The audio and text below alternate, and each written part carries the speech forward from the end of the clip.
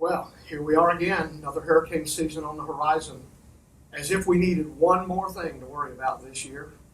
This has been quite a year with COVID-19 and all the other chaos we've had to deal with. But that still doesn't mean that we have to back up or have the opportunity to back up from our normal preparation for storms. You've already seen this season is already active. Before the season started, you had a named storm or two. So the possibility that we're going to deal with some sort of tropical issue over the next few months is real. That's why we need to take this opportunity to review our processes, make sure everything's in place. And to help us with those reminders, I have Kyle Kinser from Protection Services who is here today, who will help us remember all those checklists that we're supposed to be checking. Mr. Kinser. Thank you, Mr. Thomas. As Mr. Thomas said, we do expect a very busy hurricane season. First of all, welcome to the 2020 hurricane season. So go ahead, Chad. Today we are going to recap this year's predicted outlook and then go over our 4 different action level triggers. So as we discussed earlier, this is predicted to be a very active hurricane season. NOAA is predicting 60% of our models predict an above normal season, 30% near normal, and 10% below normal.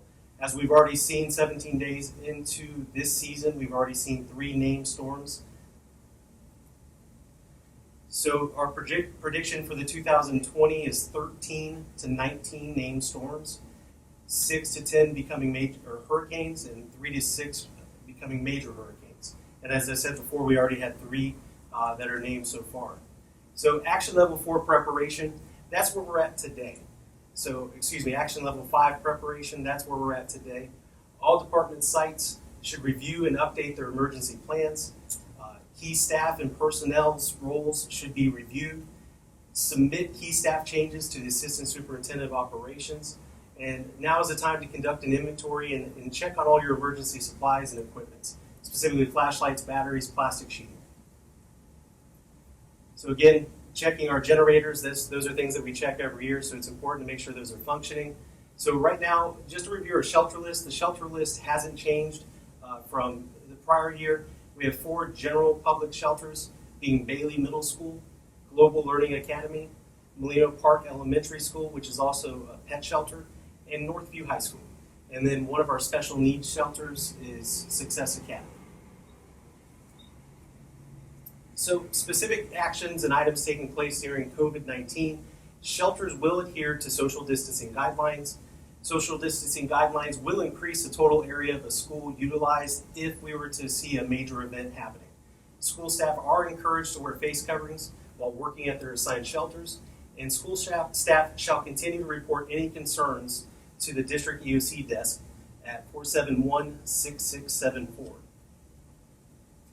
So during these times of action level 5, our communication, we are looking pre-event weather and situational updates will come from our district email, through phone trees, the district information line will be available, and then also post-events will continue to have phone trees, the information line, and also communication through various media sources. So when we move into action level 4, that's when a storm will move into a quadrant north and west of 74 degrees west and 14 degrees north. The Protection Services Department will serve as a liaison with the EOC and advise the superintendent of storm status. All sites and departments will continue to be notified via the Protection Services Department, via emails.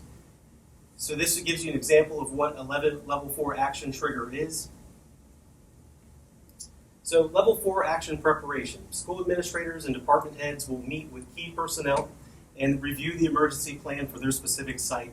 School administrators and department heads will initiate necessary action items, and the Protection Services Departments will issue alerts. Also, it's important to note that new administrators should review what those key areas are from their sites with incoming administration. So action level 4 mitigation. Pre-staging emergency equipment and supplies, prepare to secure all information systems and computers, check school and key personnel communication equipment, and prepare to secure all equipment and material on the exterior of the building. Action level 3 communications The Protection Service Department will continue to meet with the county EOC. The district severe weather management team will meet. District meetings for principals, directors, and other key staff will take place, and information will be distributed via the district information line, media. Action level 3, secure all equipment and material located on the exterior of the building, and designated shelters will start to prepare for shelter operations. So now at action level 2, the superintendent will declare an emergency and announce closings of schools. The closings again will be announced via internal and external communication. The severe weather management team and key personnel will continue to meet, and the Protection Services Department will now start to man the county's EOC. Action level 2, all protective measures at this point should be implemented. We're not in the prepare stage. We're now we're ready for the storm.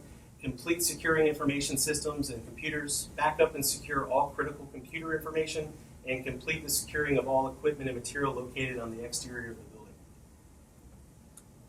So at action level 1, all of our schools are evacuated and completely secured. Shelters are open and manned by our staff and staff from the Red Cross and the Department of Health. District offices are now evacuated and secured, and our county EOC is fully manned. So now we're looking at post-storm. It's very important to note that no employee should report to school sites until recalled by the superintendent, and this includes school administrative staff. So until you receive that all clear, no one should try to enter our facilities. After the county EOC declares it safe for key staff to travel, the district damage assessment team will be dispatched to conduct initial damage assessments at all sites.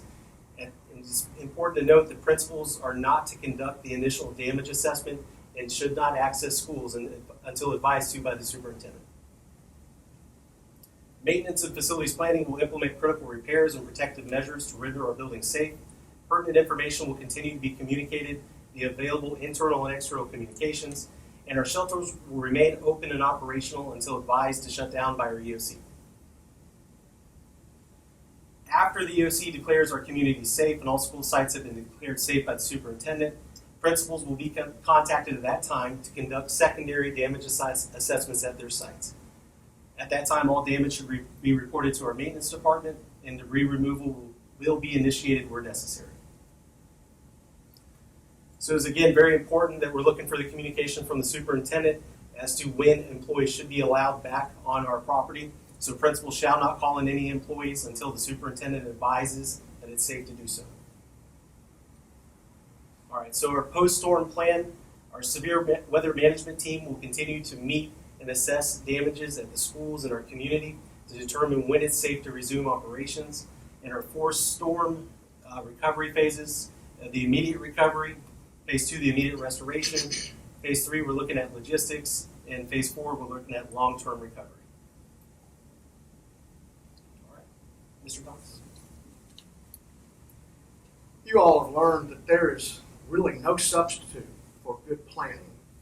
The better you can plan, the greater detail, the better you can anticipate what might happen, just makes your school environment for not only you, your employees, and the students that we serve, it makes it a smoother operation should a storm be encountered for Escambia County.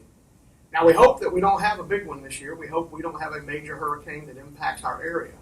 But if it does, we're going to be prepared, right?